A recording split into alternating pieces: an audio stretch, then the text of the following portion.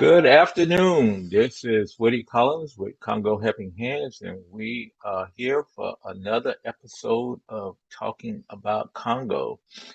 And today we're going to be talking about electricity. Electricity. So let's see here. I got somebody who. Oh, okay. Yep. That's not my.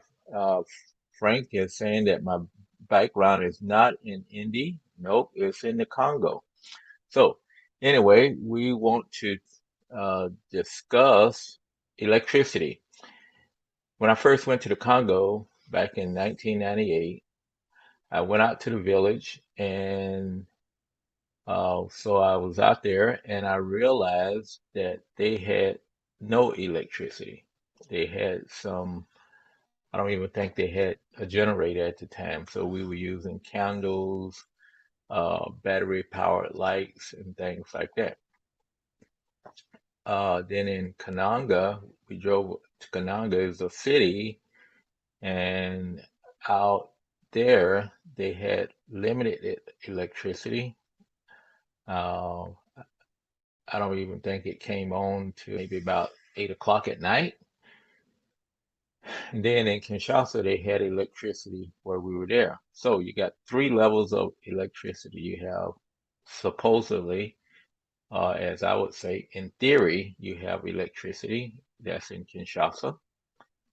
And in the second area is a city outside of the capital city. You may have limited electricity.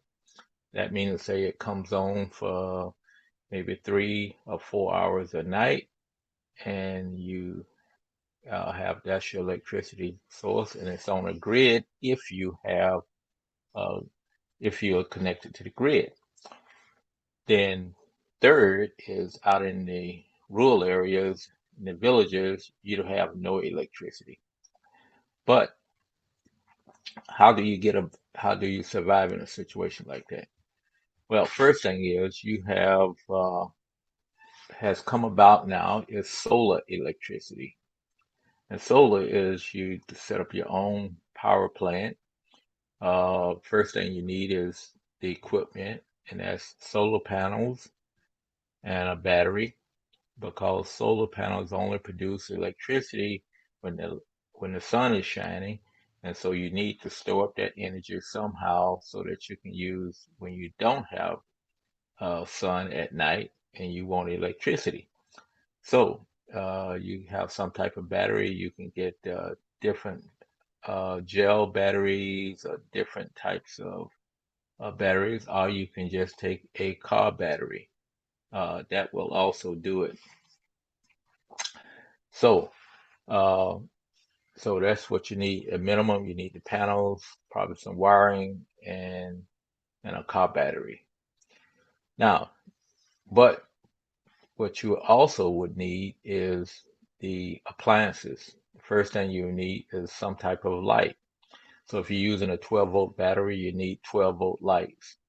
Uh, you can get lights, even I guess you could even plug a headlight in there and run it. Or you can use string lights. A lot of them now you can buy at 12 volt, and you can also get them at LED. And LED lights are more efficient, and so they won't drain your power of your battery so fast. So you definitely want to get LED lights if you can. You want to stay off the incandescent lights, and so what you want to do is use some type of light. Other appliances that you can get. You can get refrigerators. I bought uh, a refrigerator from Walmart, and you plug it into your cigarette lighter. It also had a DC 120, 220 adapter, no, 120, a 110 adapter on it, and you could use that. So you plug in get a cigarette lighter uh, plug and attach that to your 12-volt battery, and you can run a little refrigerator. Also, you want to get phone chargers. If you got a phone charger like that you plug into your car, You need that. So that's one of the things that you need. You need something to run off that 12-volt battery if you're going to be using solar panels to recharge your phone and do other things. Also, you need the plugs, like I said, you need the cigarette lighter plug. Also, you want to do is get uh, they have power banks now that will have store up energy so you can get your power bank.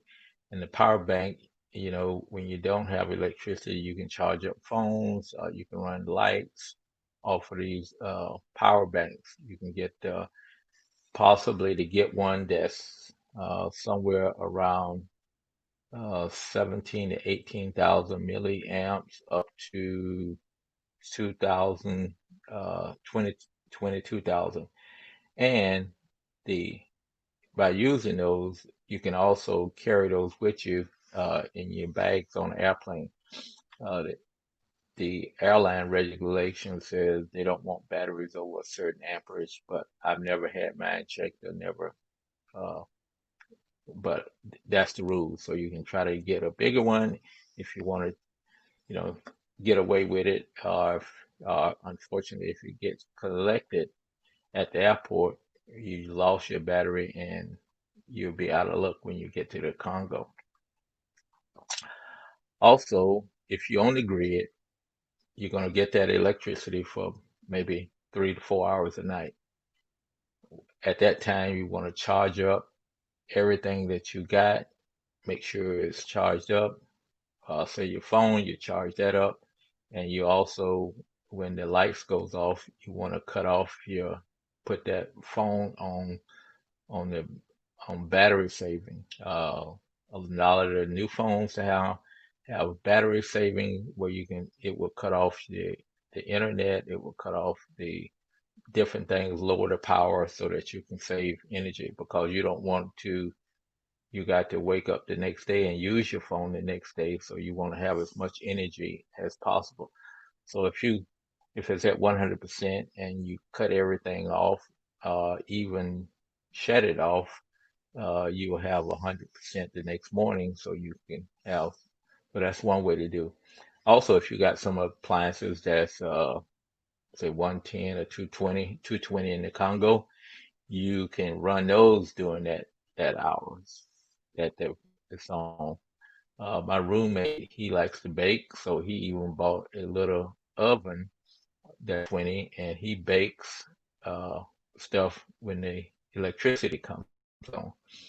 And he's gotten bit by that a couple times. One bit, I mean, to say is he planned to bake something, so he had to make up uh, the the dough and let it rise, and all of a sudden that night you don't get electricity. So you just you shot yourself in the foot by doing that. But you have to plan ahead. Um, you can also charge your battery out, or get as much charge out. The final thing is you want to use conservative equipment that's that really conserves power. Like I say, use LED lights as much as possible. LED flashlights, LED string lights. Use those because those use less energy. You don't want something drawing all your power down and it won't be done.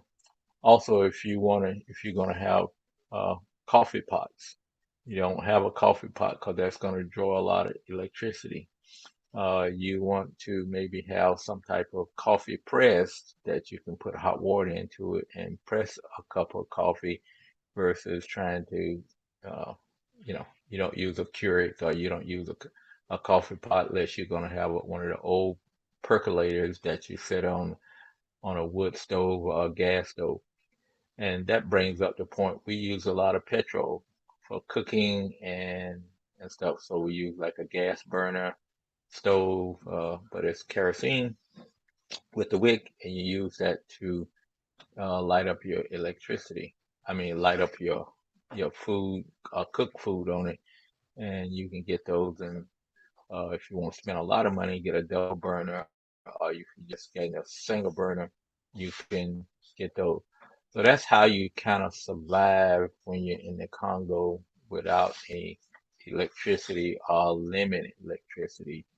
There are ways you can kind of, do it.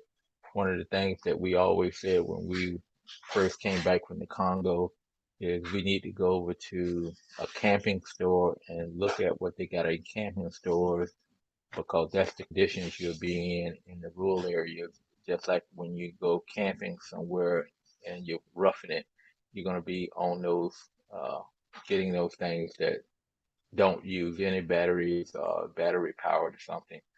So that gave us great ideas as to what equipment we could take over there and how we can use it.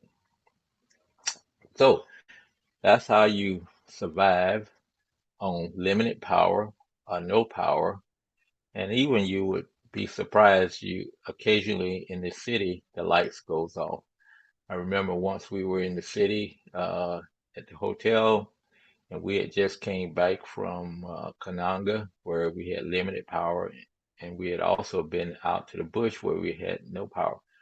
So in the evenings, you would carry your flashlight around with you because you say, "Oh, I'm not going to be back to the house by dark, so I need a flashlight when I'm walking down the street or walking wherever I'm going."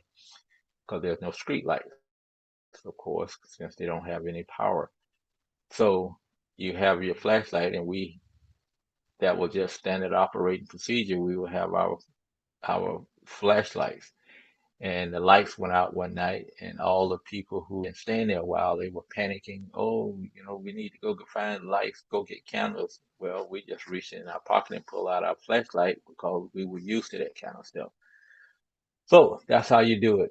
Uh, uh, Thank you all for coming on, and hope you have a nice weekend. And tomorrow we'll be back at 3 o'clock. So as always, uh, uh, before I go, I want to thank Frank for coming on. And Frank says limited and improved lighting, uh, like the Amish have here in Indiana. Yeah, the Amish use kerosene lamps, and they don't use as much uh, electricity and stuff like that we use. So anyway, take care, be blessed, and wear your mask. And we will see you later tomorrow at 3 o'clock. And if you have any questions, please get those to me so that I can answer those for you. And we will see you then. Thank you.